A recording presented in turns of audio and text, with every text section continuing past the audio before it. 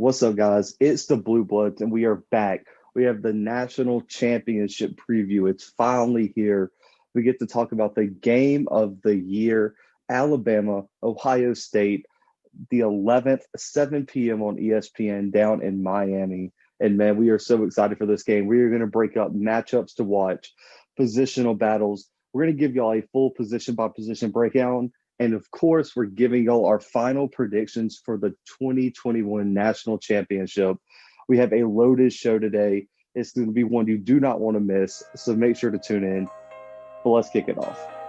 Right now, Brandon, Bama is an 8-point favorite over Ohio State. And, I'm not going to lie. I thought this was a little low at first. But, after what we saw Ohio State do last week, I get it. But what is your first matchup that you want to watch in this game that you think will determine who wins this one?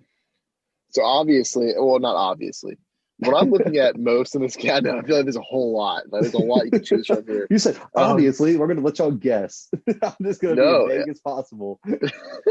It's going to have to be this Ohio State secondary against these Alabama wide receivers. Obviously, Devontae Smith. That's the name everyone knows. He just won the Heisman.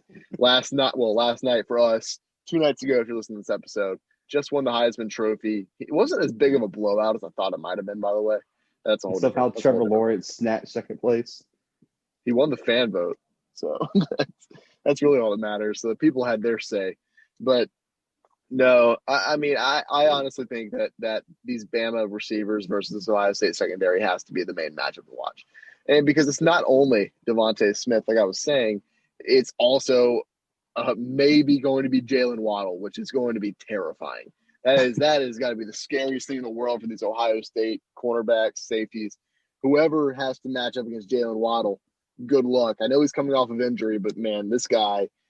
I was talking to my wife last night. I was talking to Hannah Zach, and last night at the Heisman presentation, she's like, "Oh, who do you think's going to win?" I said Devontae Smith, and what's crazy is that he might not be the best receiver on his team because Jalen Waddle is that good. If he would have had a full healthy season, I don't know what the Heisman ceremony would have looked like at all. But yeah, I think that has to be the main matchup. Not only those two, but Mechie for Alabama too is another great target. I just feel like Alabama has unlimited wide receivers. And don't forget, Najee Harris can catch the ball out the backfield as well, which is terrifying because you're going to have to match up a linebacker on Najee Harris. Go ahead. Sounds illegal. It sounds unfair. And, I'm interested to see how Shaun Wade plays, Brandon. He was a projected first-round pick, but he really hasn't played well this year. He struggled against Amari Rodgers and those boys at Clemson last week.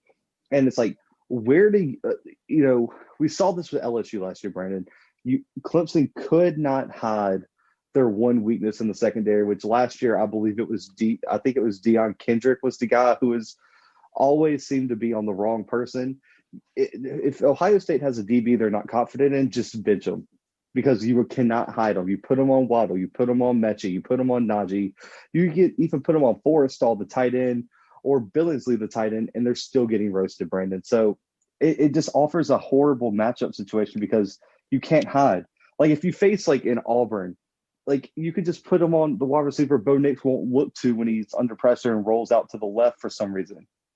It's easy to hide your worst player, but against Alabama, there's no place to hide it. You are wide open, ready to be exposed. But I had a little bit different matchup, Brandon, and it's Bama's offensive line versus Ohio State's defensive line or their pass rush. That is an incredible matchup to watch too, man.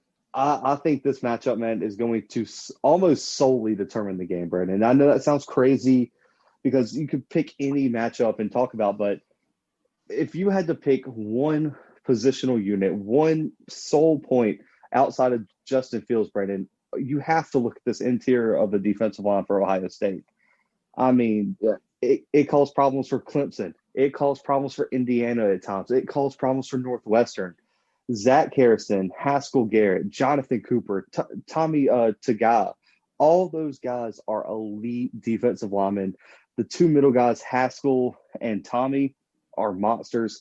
10 sacks between those four players, Brandon, and this group has to make a giant impact this game. And, the thing that separates this year's Ohio State team from last year's, Brandon, is it's much more of a group effort. You have those four guys, you have some backups that can get to the quarterback. Last year, it was really Chase Young or bust at points of the Right. season. We saw Clemson, if you shut down Chase Young, your quarterback won't get in sack unless they brought a, elaborate blitz or something like that. But you look on the flip side, Brandon, Bama's O-line, one of the most efficient O-lines in the country. They just won the Moore Award for the best O-line in the country. We saw LSU win that last year.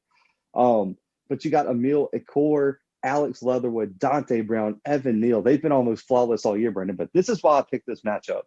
If you remember, Landon Dickerson got hurt in that SEC championship, Brandon, and he'll be out for this game. And so at center, Chris Owens, the backup, will be starting his second game. He was not super, super impressive against Notre Dame. He's a redshirt senior, so he has experience, Brandon. But, man, this is going to be a matchup. He is going to be matched up on the inside against the two best defensive players on this Ohio State team. So if he doesn't live up to the hype and these guys can pressure Mac Jones, get the ball out of his hands quickly, force him into mistakes, this game takes a 180 for me. Right. No, and it's not only that. It's not only the pass rush like you've been focusing on either. I mean, I think it's this defensive line, this linebacking core against Najee Harris too, because I mean, this is a defense that we haven't really talked about a whole lot, honestly. I mean, we have almost criminally not talked about them because they're only allowing 96 rush yards a game. I mean, that's a game. Find me another team that can do that. Well, I guess besides Notre Dame, I guess they probably did too. But Alabama, I mean, even Alabama's defense, who we've given so much praise to, is allowing 107 yards a game. So, I mean, while that's not like leaps and bounds better, that's definitely something to watch for. I mean, Najee Harris, who has almost 1,400 yards rushing on the season, who has 24 rushing touchdowns in the year. Yes, he can come out of the backfield and catch the ball. But I think to get going, to kind of get started in this matchup, he's going to have to deal with his legs, and it's going to be a tough thing to do against this Ohio State front seven. Yeah, it honestly is. And, Ohio State's going to have to get to the quarterback, man. If we have seen this is Bama's 13th game. We've seen what happens if Mac Jones can sit in the backfield, in the pocket, and pick you apart. It's going to be a long, brutal night if you're an Ohio State fan or if you're just whoever's facing Bama that night. And, another on the flip side, Brandon, I think another matchup. Let's switch to the Ohio State side of the ball and look at this Bama defense too. Ohio State's wide receivers versus Bama's secondary. It's the wide receiver secondary matchup I think is most important. And I know because we know that you're not going to stop Devontae Smith. We know that you're not going to stop John Mechie, but can you limit them? Here, I think this is more important because Ohio State, Brandon, I think if they don't score 35 plus minimum, they won't even have a shot in this game. That's not like a long shot either. I mean, this is the team that's scoring 41 points a game, or 43 points a game, rather. Yeah, 43. But really and truly, I mean, I know that we've talked, we have an interview coming out. We'll preview it later, but we were talking about how it's so hard to preview this game because, Brandon, how many times do we say the only team that could beat Alabama is Clemson? A bunch. So much, in fact, that I kind of want to go back and delete the tapes. So it's so hard to preview this game because it's like, oh man, like how do you convince yourself that Ohio State has a shot when, but if the Ohio State team that played last week comes out, man, this is going to be a game. But then these wide receivers are going to have to play giant and almost spectacular football. But look at these Bama DBs, Brandon.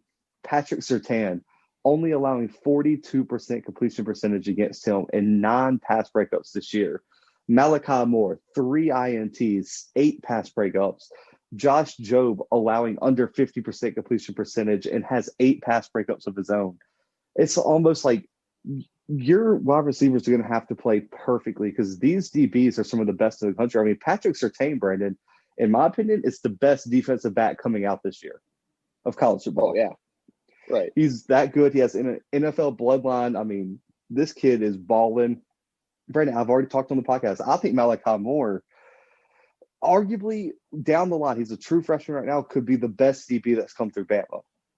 I think that kid's got Yeah. that type of talent. Josh Job's been coming on as of lately. But, Brandon, when you look at this Ohio State offense, Chris Olave and Garrett Wilson are really the only two established options.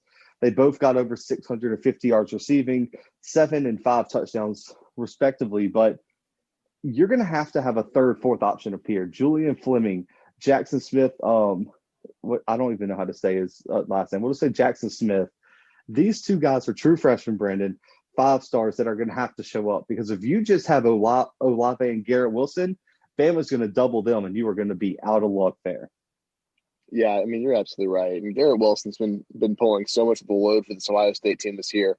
Obviously, Chris Olave. I mean, he's been doing it for 4 years now. But, yeah, I definitely understand what you're saying. If Bama can shut them down, then this Ohio State offense might be shut down. I mean, Trey Sermon can get it done, but I don't think he can get it done to the level that he would need to win this game. No, it's moving on to the next thing, Brandon. If you had to pick one player from each team, you don't have to be straightforward like, oh, quarterback's the only position that matters, but who are two Well, that's players what I that believe.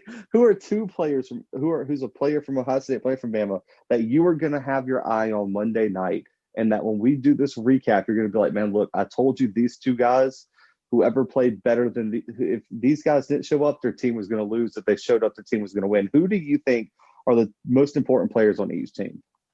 I feel like a chump now, but I think the obvious answer here is Justin Fields for Ohio State. At least, I mean, he's coming off of an injury. He's coming. We even had Nick Saban's daughter saying that's the reason this game might be postponed. I will not back her up on that. I think that's a little ridiculous. We're going to But get to that. We're going to get to that. We're oh going to talk about god, that storyline. we don't have to. Oh man, that's wild. Anyway, yeah, I mean, obviously, I think he's an X factor in this game. I think he might be the biggest X factor in this game, probably for either team, because I mean, this Ohio State offense, yes, they're very good. Yes, they probably have some depth at quarterback, um, but they don't have another Justin Fields back there. They don't. And Trey Sermon, he has been outstanding in his past few games, but he can't carry the load on his own. And obviously, these wide receivers can't carry it all on their own. Because I mean, Justin Fields is what makes them great. I think.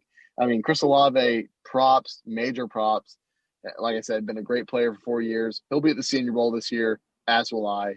Spoiler alert. So I'm excited. I'm excited for that definitely. But Justin Fields, man, this Ohio State team, this Ohio State offense at least is going to go as far as he takes them, and that is so tough to be coming off of a rib injury after the national semifinal game. For Alabama, okay, this one's so much harder than Ohio State, by the way, because Alabama, we've been saying it all season long. Alabama is this team that just has so much talent at every single part of the like at every single part of both sides of their. I mean, their offense, their defense, even their special teams. They finally found a kicker. Don't know where they got him, but they found him. Bro, he's a stud too. It was just wild. If you would have told me that 10 years ago, I would have slapped you in the face that Alabama was going to have a good kicker. That was like the one thing that was keeping me, that was like getting me out of bed in the morning. But anyway, so I don't know. That's a tough one. Maybe because Devontae Smith's going to perform. It doesn't really matter about him. Maybe Najee Harris, potentially. Maybe their O-line as a whole. I don't As a know. unit. This is too tough for me to call. It really is. You see, I'll go another way, man. So I'll start with Ohio State. I like Trey Sermon here. I know that Yeah. everyone says quarterbacks above all that good stuff. Well, guess what? 2020 broke the mold. 2021 broke the mold, technically, too. Devontae Smith wins the Heisman. No one thought that was going to happen at first. But Trey Sermon, these last two games has run for over 500 yards, Brandon, Right. against the two best defenses they've played all year.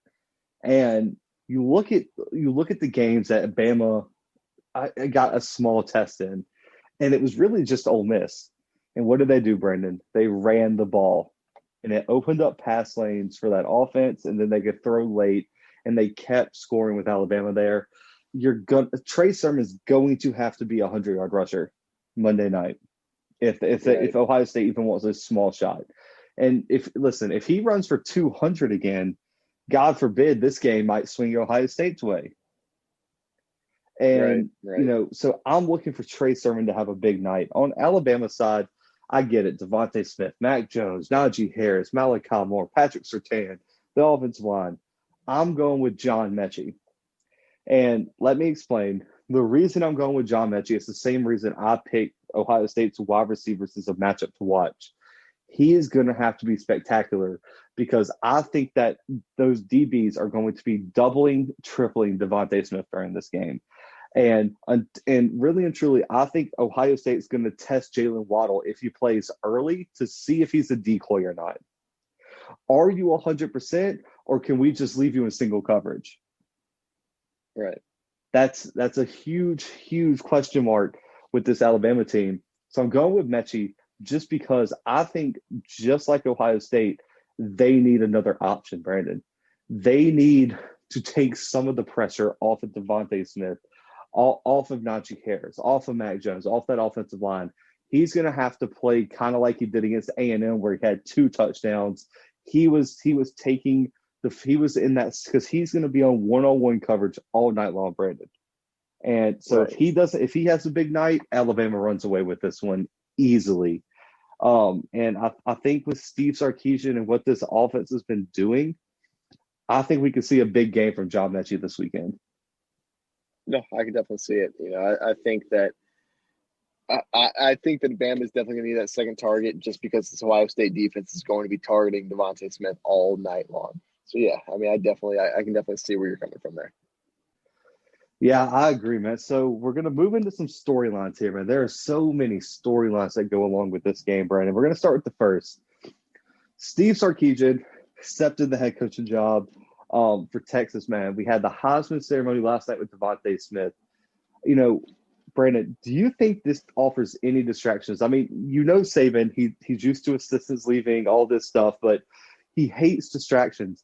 And within a week before the national championship, you have a player winning the Heisman at your building because of COVID and stuff. You have an assistant leaving who's taking other assistants with him. I mean, do you think it could play any role this week? I mean, well, this coming Monday in this game that, maybe this team isn't as fully prepared as they could have been. I mean, I certainly think it's like, I mean, if these aren't distractions, I don't know what it is. Because, I mean, Steve Sarkisian I'm not going to say he's been like the heartbeat of the Alabama team because he hasn't been. But he's been there and he's been a big part of their success, So, yeah, losing him is definitely one of those things, especially for the players that are returning. Maybe not so much for the players that are going to the draft or graduating or whatever it be. But for the players that are coming back that were looking to play for him next season, yeah, I mean, there's definitely some distraction to be had there. And what I have to say about Devontae Smith winning the Heisman, as far as that being a distraction, probably a little bit less of a distraction, honestly. But one thing I will say about that is it was a little weird to me that the trophy was just kind of chilling next to him. And then also Mac Jones was also just chilling next to him. Because I didn't realize they were going to be in the same room during the Heisman presentation. That's tough, right? That's so tough. That was, well, I mean, how do you react if you're Kyle Trask or Trevor Lawrence when the trophy's not next to you? Well, no, they had a trophy at every location. It's a fake trophy. Did they? Yeah, the real one was with Reese Davis, I think, was the one at New York with the real trophy. All of them had fake trophies to hold up, if I remember right. Well, that makes me even more mad then because I don't know. Something about that just doesn't rub me the right way. Okay, listen. So, don't give me a fake trophy if I'm not going to win. Listen, hear me. No, they didn't get to keep it. They took the fake trophy afterwards. That makes me even more mad, actually. I mean, hear me out here. Like, I get it. Okay, it's the national championship week. You can't risk, Devontae Smith, especially getting, COVID. But I felt like his family deserved to be there. Yeah, no, I think that's so a little ridiculous. Like, yeah. When did they announce the finalists, Brandon? The 21st or the 19th or something like that? So, yeah, something like that. Yeah. Why don't you just bring them up there, get them a nice hotel room, COVID test them? That way they could be with their. No, I mean, I definitely hear what you're saying. What I will say though is that over in A meet where Devontae Smith's family was, looked like it was a good time. It looked like a It looked great like time. I wish I could have been there. it looked like a blast. I'm not even gonna lie to you. It looked like an absolute Yeah. blast. And it kind of like I feel like you could tell like so with the Heisman ceremony, like it just didn't seem like he was fully enjoying. Like I don't feel like it fully hit him that he won the Heisman because he was just in the team meeting room. Like Right, you could right. tell in his face as soon as he won it, like he was still upset. Like when they were talking to his parents, you could tell it bothered him, and it bothered me that they did not let him go see his parents or didn't let his parents come experience that with him. Like that would just I don't know. If I was going to win the Heisman, I'd have to pull some strings. But I guess it's kind of hard looking Nick Saban in the face and be like, "Let me tell you how we're going to do Yeah, fair it." enough. I mean, especially because you can't lose. You can't lose either one of those players right now. I Dude, mean, do you know the? Oh my God, bro! Listen, everyone thinks the political stuff right now is bad. Let Devontae Smith catch COVID because of the Heisman Trophy ceremony. The NCAA Capitol building would be gone. Nick oh my Saban would God. have done. Nick Saban would have lost it. But speaking of Saban, us Saban, Brandon, not Nick Saban, us Saban, his Oh daughter. man. There was a report that the national championship was going to be postponed, Brandon, 1 week to the 18th due to some COVID breakouts in Ohio State because even though it's a national championship, Alabama still has to follow the SEC protocols. The big Ohio State still has to follow the Big Ten, which is what 21 days after a positive Right. test. So it's an uneven playing field in terms of that. But they were going to postpone it. Well, Nick Saban's daughter tweeted out that it wasn't a COVID problem; it was a ploy or a scam to get Justin Fields some extra healing time, and it was the first ever targeting hit that gave someone COVID.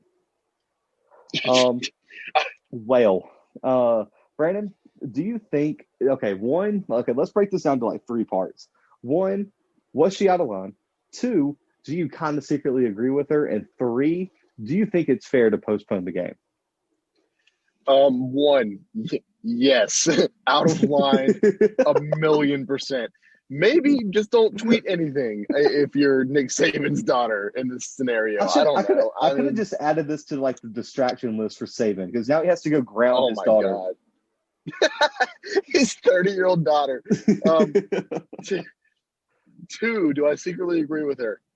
Not really. No. I mean, okay. So what I will say is that I don't think that it's like a scam or a ploy. I think that there are COVID issues, especially, and I know that Columbus and Cleveland aren't the same place, but has anyone been paying attention to how Ohio has been handling the pandemic? Because the Ohio does Browns, not handle anything well. the Browns apparently have just they've been having outbreaks for like the past month, like just Yeah. their organization. First, it was all their receivers. They didn't have a single receiver, like starting receiver in the lineup. Then what was it even last week? Someone else was out. I thought their head Now, coach was out or something like oh that. yeah, that's what it is now. Now their head coach is out, and so is some of their coaching staff for the wild card round of the Oh, playoffs. So maybe Ohio is having a really rough time right now. Not only that, but yesterday was actually, and this is a little fun fact from no, well, it's not fun fact, a little fact from Brandon. Yesterday was the deadliest day of the pandemic so far. So like, I can't it's believe you still. tried to classify that as a fun fact. I should go to immediately to jail. I should. I'm sorry You said you want to hear for a everyone. fun fact? That's like you're gonna put that on the inside of like a No, Jolly Rancher, or like what is I'm, it, a Snapple lid? I'm just gonna, I'm just gonna, I'm just gonna bleep out fun when I put this on the air. But every single time we said fun, that's like a bad word now. But yeah, so I mean, I think it could be like a legitimate issue. Do I think that maybe like a little extra time to heal from injuries would do Ohio State badly? No, but I'm not going to say that's the reason that they're pushing the COVID protocols, whatever. I'm not going to say that. I absolutely would not say that. I'm sorry. And three, I forgot your third question. Do you think they should postpone it? No, I don't think they should postpone it. I think that while yes, there are there might be an outbreak at Ohio State. I think that, I don't want to say like, oh, well, everyone's in the same playing field, because obviously there's differences everywhere. But like, if they couldn't contain this in the way that Alabama has contained it to this point through a longer season, I don't think we should give them like special privileges to play this game later, to have some of their players back. And yeah, that sucks. And I'm probably going to go back on this at some point. But for right now, I don't think you should postpone it. I just don't see how that's fair to an Alabama team who's played, twice as many games. And yes, their head coach has had COVID. Players on the team Twice. have gone through the protocol. Yeah, twice. Players on the team have gone through protocol, and they're back full health, or mostly full health. I just don't see it. I don't see it as fair to be postponed. Yeah, I agree. So the first one, a little bit out of line there. I get the frustration though, because as an Alabama fan, like if it was LSU, I think he would have tweeted out a similar thing. But Me? Yeah. No, me never. Do something ignorant on Twitter, never. Tiger droppings, yes. Yes, but yeah, oh yeah. A little out of line. I'm sure Saban was not happy with it, because we saw what happens when you give Ohio State unneeded motivation. And, is there a little bit of truth to it? Maybe. I mean, maybe. And you know what? I wouldn't say it is. I wouldn't say it's the sole motivation, Brandon. But if you did have an outbreak, it'd be like almost like that'd be the cherry on top of having it postponed. Yeah. You'd be like, okay, not only do we give our players more time to get back from COVID because we need all hands on deck for Bama, but now Justin Fields gets an extra week to rest. And that's an extra week for him to get better. So I think it's just added motivation to postpone it, if there was motivation to postpone it. Now, should they? I'm going to take a much more cynical approach than you. Not going to lie here, but you know how I feel about Kevin Warren in the Big Ten. I would love it. I want to be like Cartman on the Scott Tenorman episode with Kevin Warren crying, and you're gonna eat his parents. No, not that part. But just like, I'd be like the Cartman, be like, I just want to see him cry into his empty trophy case, because his dumb handling of COVID cost his conference a national championship. I love it. I love it. I need some more. Whatever you want to say. Zach turned into a country star. What is that? I don't even know who sings that. Was it Tim McGraw? I have no idea. I have no idea. Let us know. We have a lot of listeners in Texas. Let us update us on our country references. But no, man, I love it. I hope that is the reason Ohio State doesn't win. And I hate Bama. Yeah. And I hate Bama winning the national championship. But guess what? I would much rather Bama win than Kevin Warren, because it would only make it so much better. And, really and truly, let's be honest. I mean, we've both been so vocal about how it is BS that Ohio State got to play so little games, and that the Big Ten almost set into effect almost everything to get the season canceled. So if they win the COVID championship, I'm going to be upset. I'm just going to put it out there. I'm going to be upset. You almost took our season. You think you could just get the national title like that? Yeah. Disgusting. That's wild. Disgusting. So if for the hashtag fire Kevin Warren to keep its speed, we need Ohio State to lose. So no, don't cancel it. Let them go out there with one wide receiver for all I care. Okay. That's just how I feel about it, B-Dub. I don't know. I don't know. But the other storyline here, man, is the legacies for these two coaches. One of them, Brandon, is pretty much as much in concrete as possible with Nick Saban. I mean, a loss win, what is it going to do? While Ryan Day, we've talked about it. We had a guest on here who very much did not think the same as us. But, I think he's still trying to prove he can win with his roster. And he's been doing it. So a national title will go a long way. I mean, speak to like what a win would do for each of these coaches in your mind, and like what you think it would contribute to their legacy. And by the way, Nick Saban wins this, he ties Bear Bryant for the most national titles at Alabama. To be completely honest with you, Zach, I don't know what a win does for Saban in this situation. Yes, It ties him for most national championships at Alabama, sure. But I mean, isn't he? I mean, I don't know. Is there if you are a person listening to this podcast right now, and Nick Saban, in your opinion, is not the greatest college football coach of all time, let me know, because apparently we haven't been doing our job well enough. He's the greatest of all time. I mean, that's just I don't feel like that's up for debate, is it, Zach? Not in my opinion. I don't think it is, So but I think there's some yeah, people who, still hold Bear Bryant in such a high regard. And, there's that off kilter Florida State fan that thinks, Bobby Bowden is the greatest of all time. And there's some Penn State people who think Joe Paterno and et cetera, et cetera. so if Nick Saban, if Alabama does win this national championship, he's tied for Bear Bryant. Do you think that means, because that phase that people in Alabama have gone through, and I think it's still kind of lingering on, where they'll wear like houndstooth because of Bear Bryant? Do you think Uh, do you think that maybe people in like 30 years will just start wearing a broken headset because of Nick Saban? Because if that's the case, then I'm rooting for Alabama in this one. If that's the case, but Listen, if they, I need from now on, if you interview a Bama fan, you're going to be in danger because instead of wearing house suit, I don't think they should wear a broken headset. I think they should verbally assault reporters. yeah, I think they should verbally assault reporters, and I also think that they should never smile, but when they do, it's the scariest thing anybody's ever seen. And if your kid ain't giving 100% every play, you're gonna have to ground him. Yeah. That's it. Every And play. also you're only 5'6". Ooh, that's tough. Okay, look, if we ever, and we'll never get Nick Saban on this podcast, which is why I feel very comfortable saying all these things. Bro, Because that's we're a gonna have a scary lot of man. it. Dude, if we ever have anyone from Texas on or Alabama, we're gonna have a lot of explaining to do. Yeah, we are. And if we ever get But Sam Howell on, you're gonna have a lot of explaining to do. And I am going to pull the tapes if we have Sam Howell on. Okay, so to finish answering your question, I think the only thing that winning this does for Nick Saban is it just concretes his legacy for the University of Alabama. I mean, I'm nationally, like I said, I think he's pretty highly regarded as the greatest coach of all time. As you mentioned, there are some fans of Alabama that still hold Bear Bryant in that position.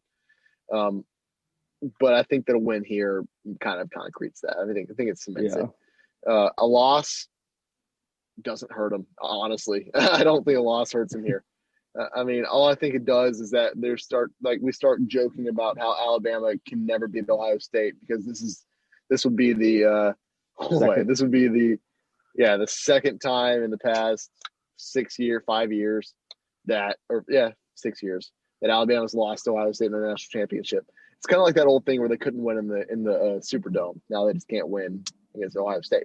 For Ryan Day, a win helps him so much because it's his first national championship, or first as a head coach anyway. I mean, I think that he's already like pretty highly regarded as a head coach, like a newer head coach anyway, not in the same way that Nick Saban is.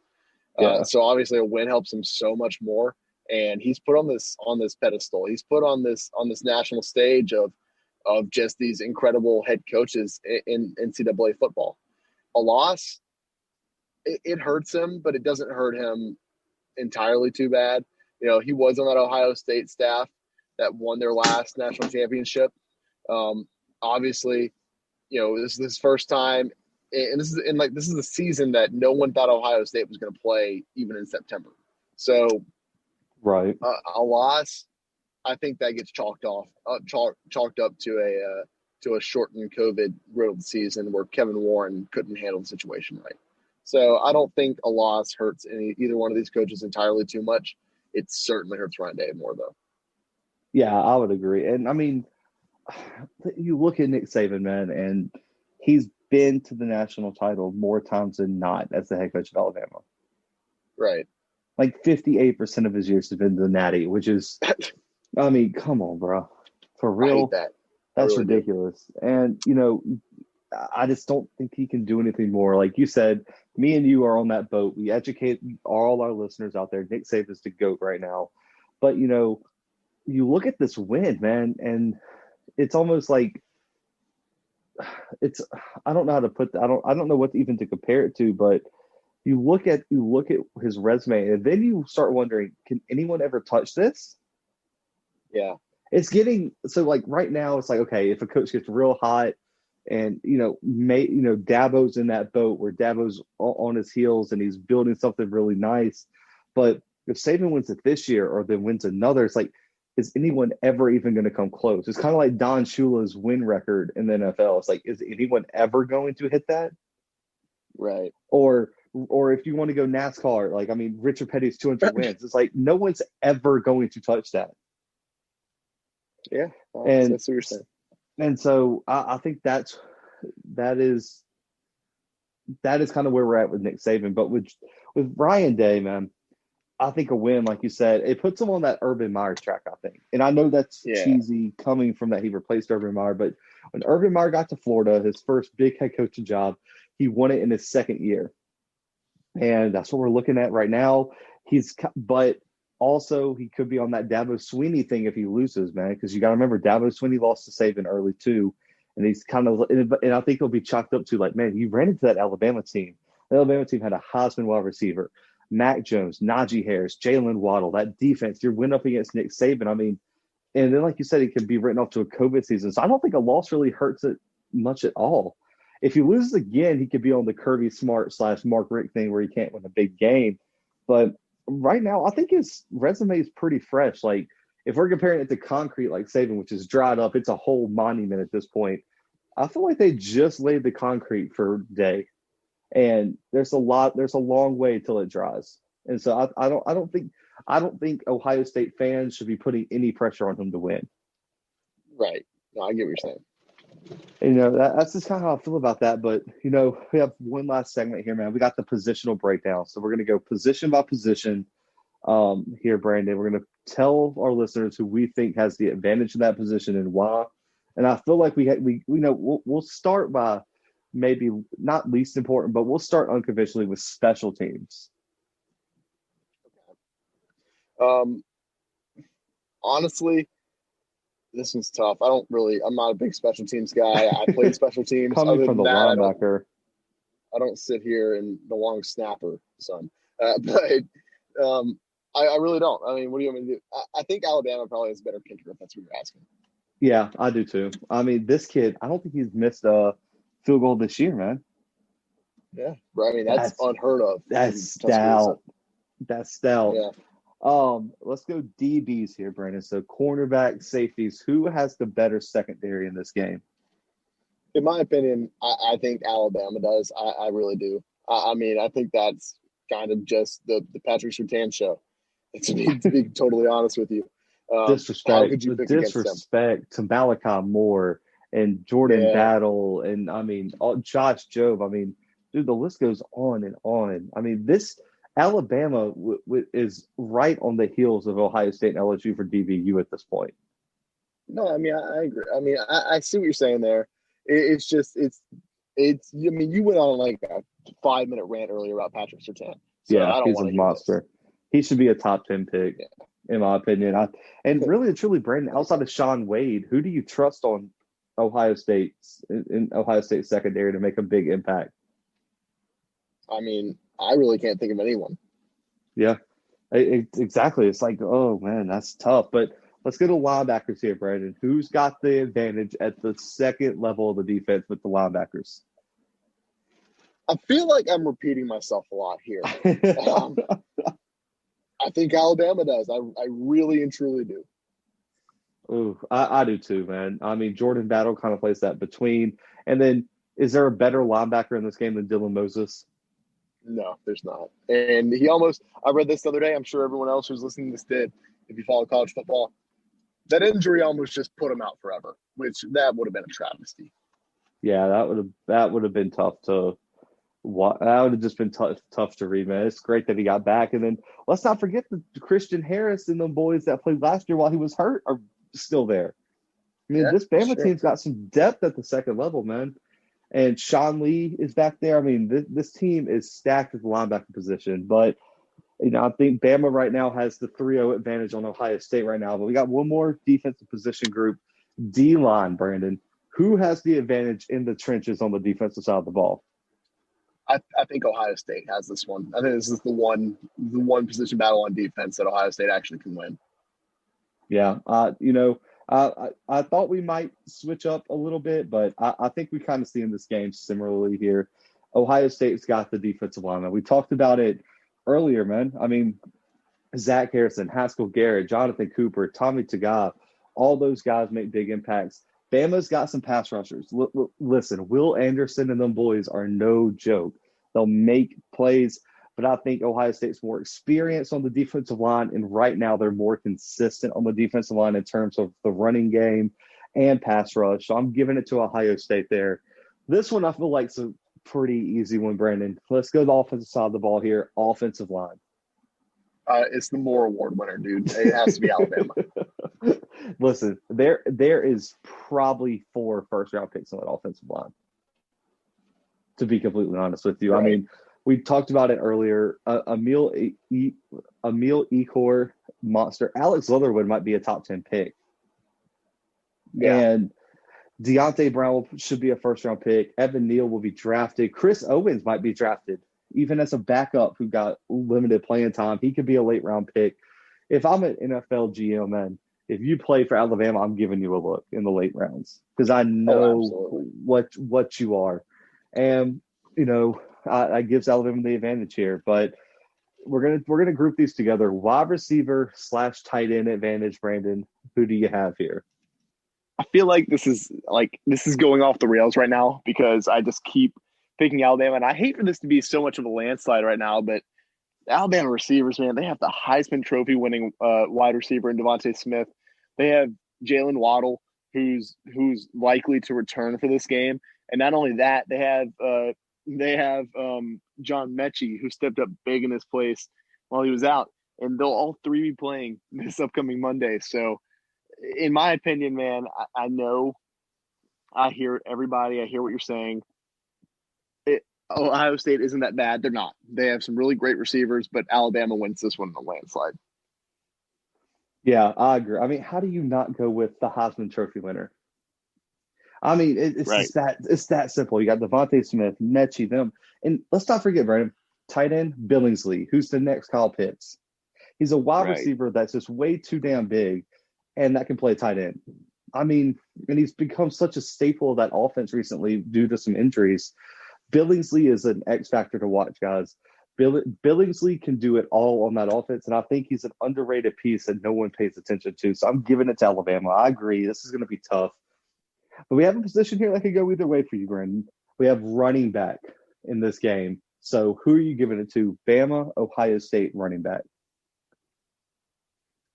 Man, I know this one could go either way, and I thought about it, but when you look at these 2 running backs, Trey Sermon and Najee Harris, it has to be Najee Harris, right? I mean, in my opinion, at least, I think he is a much better running back. I do think Trey Sermon has potential, and I hate that this is his last year playing as a senior, because I'd love to see a lot more of him, and I don't know if he got enough looks to play in the NFL. Maybe he did, but I'm not sure. But I don't know, man. I think Najee Harris is head and shoulders above Trey Sermon, honestly. Yeah, I agree. I'm giving it to Bama by a small amount. If we're talking about momentum, though, I don't know if there's a hotter player in the country right now than Trey Sermon. And listen, the reason I'm giving it to Najee Harris, Brandon, is because of the longevity and the consistency that we've seen from him this year. If Trey Sermon would have been on this role all year, I think I would mind to go Trey Sermon. I mean, we talked about when he transferred from Oklahoma that he had possibility to be the best running back in the country. And he just didn't show it. He got stuck behind Master Teague. I like Master Teague as a backup, but I think Brian Robinson for Bama is a great backup too. So I can't really give them the advantage there. So I'm going to have to go with Bama by a slight amount. And, I think Najee Harris could be a focal point of this game, especially if Ohio State's putting 8 in coverage. Because then 5-on-3 inside, Najee Harris is going to eat that alive all day in terms of running the ball. But we got the most important position on the field, Brandon, quarterback. Who has the advantage here? This one's really hard for me because I know that Mac Jones was a Heisman finalist. He was third in Heisman voting. I'm gonna have to go with Justin Fields here if he's healthy. If he comes in healthy and he can play the way that we know Justin Fields can play, I think he's the better quarterback of the two. I agree. I had Justin Fields here too. So we went all the way through here just to agree with each other. We should have just checked off the list here. Man, I mean, and I'm giving it for a little bit different reason. I'm giving it because of his mobility. I think that's an added dimension to the game that just puts him just a tad bit above Mac Jones, man. I mean, that a little bit of wiggle to him just makes it just a little bit harder to defend. And I think it's gonna pay off against the Bama team where, Brandon, we've seen it. The only quarterbacks that can beat Bama are quarterbacks that can move. Right. Or generational quarterbacks like Joe Burrow. But Joe Burrow's got a little bit of movement in him. Let's not fool ourselves here. Joe Burrow can run. And I think Justin Fields offers that. I think Justin Fields has the experience now. He's been in this moment, man. I think right now Justin Fields is the better quarterback. I know some Bama fans are going to they're going to be pissed about this, but there's a reason that Mac Jones isn't projected to go second overall in the draft, and I'll just leave it at that. Right. So Brandon, It's that time. We're wrapping up this episode. It's our last prediction of the year, man. Listen, we haven't posted them because we've been slacking because of the holidays. You are got a losing record right now in bowl season, man. So this counts for a lot. What is your prediction for next Monday night, Alabama, Ohio State, in the 2021 National Championship? Let me ask you this, Zach. How bad is my losing record? Is it like if I win this, I'll be back at 500? Yes. Really? Oh, I'm going Alabama. I was going to say Ohio State just because I wanted to be able to root for them, but I'm going Alabama because they're absolutely going to win. I'm sorry, guys. I'm sorry that you see through the facade now. I have to go with Alabama, and I'm going to go with Alabama. What? 42-31. Oh man, we had a pretty similar score. I was going with Bama the whole way, man. Listen, I told y'all the only team that could beat this Bama team was Clemson, and you know what? I still feel that way. I do. I think Ohio State was a bad matchup for Clemson. I think Bama's a bad matchup for Ohio State. When your weakness is your secondary and you have this Heisman Trophy winning wide receiver and this wide group of wide receivers with Jalen Waddle, Mechie, Billingsley, and all these boys coming in, it's a real bad matchup. But I don't think it's going to be a blowout like a lot of people do, Brandon. I think Trey Sermon's going to be able to move the ball a little bit. I just think Justin Fields has that it factor. I think they keep it close. It's a high-scoring game, but it's a game, Brandon, where you're going to look back and you're going to be like, man, that's a one-score game. But I felt like Bama never was out of control. Bama controls the whole game. They score first. They never lose the lead. Bama 45, Ohio State 38 down in Miami as Nick Saban claims another national championship for the Crimson Tide. Right. Oh, man, it's tough. I knew when we started the College Football Podcast, I was going to have to do it eventually. Your boy had to pick Bama in a natty, and I think they're going to win it. But, guys, that is a wrap on this national championship preview. And as y'all listening to this, it's most likely Thursday, January 7th. Listen, tomorrow, January 8th, we have an amazing, amazing interview coming out with Bama beat reporter for the Bama Insider, Tony Sakulis is going to be joining us to talk all things Alabama football, all things for the national championship. The video version will be on YouTube, the Bluebloods CFB podcast, audio version everywhere. So make sure to look for a new episode on Friday, which is not our usual day, but we had to get an extra episode out for you guys. So go check that out when y'all can. I can find the podcast literally everywhere, man. Anchor, Apple Podcasts, Spotify, Google Podcasts, Overcast, Pandora, iHeartRadio, all that good stuff. Find us on YouTube. Like I said, like, rate, subscribe to the podcast wherever. Instagram at the _Bluebloods, Twitter at the __ Bluebloods, Facebook at the Bluebloods Pod. The website is thebluebloodspod.com. We are getting way too much stuff out here, Brandon. We got way too many places to plug. Jesus Christ. But guys, go find us wherever y'all listen, man. We appreciate all of y'all, man. Hope 2020 is doing y'all a lot better than 2021 is doing y'all a lot better than 2020. But for right now, guys, we out.